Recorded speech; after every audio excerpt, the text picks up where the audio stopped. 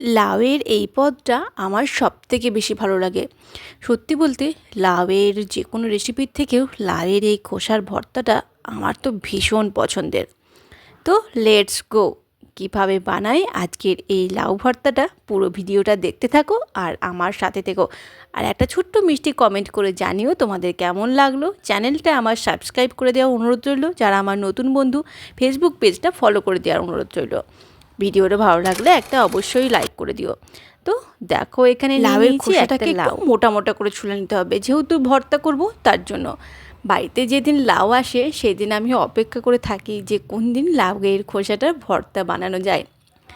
তো লাউয়ের খোসাটাকে একটু মোটা মোটা করে ছুলে নিয়েছি, দেখো ঠিক এই রকমভাবে।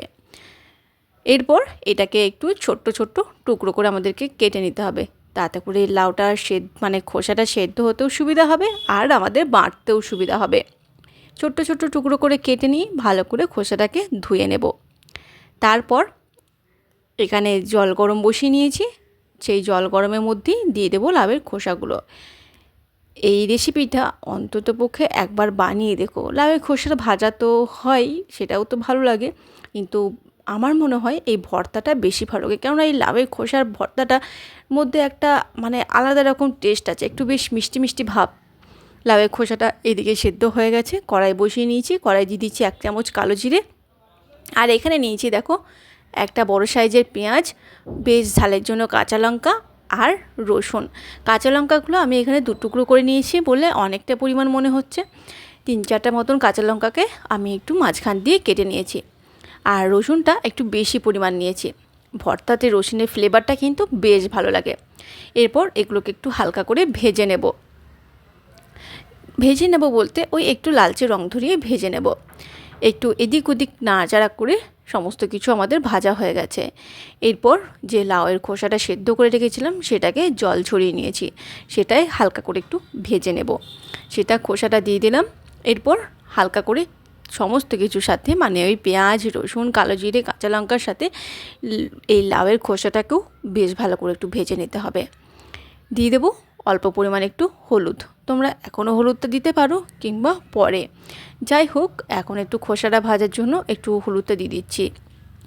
এই লাউয়ের খোসাটা একটু ভেজে নিলে টেস্টটা কিন্তু বেশ ভালো আসে, তাই তোমরা কিন্তু চেষ্টা করো একটু লাউয়ের খোসাটা সেদ্ধ করার পর ভেজে নেওয়ার। হয়ে গেছে লাউয়ের খোসাটা আমাদের ভাজা।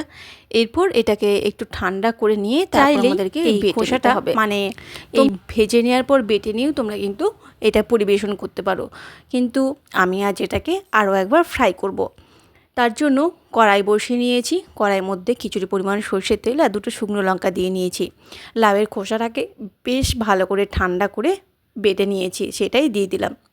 তোমরা যারা তেলটা একটু কম খেতে চাও তারা এই প্রসেসটা অবশ্যই করতে পারো। সেক্ষেত্রে যখন লাউয়ের খোসাটা ভাজবে তখনই পরিমাণ মতন লবণ আর চিনিটা দিয়ে নিও, তাহলেই হবে।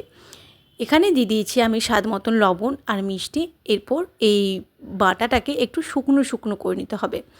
যখন দেখবে ব্যাপারটা শুকনো হয়ে আসছে, কড়াই থেকে ছেড়ে ছেড়ে উঠে আসছে, রেডি আমাদের লাউয়ের খোসার ভর্তা। গরম ভাতে যা একাই 100।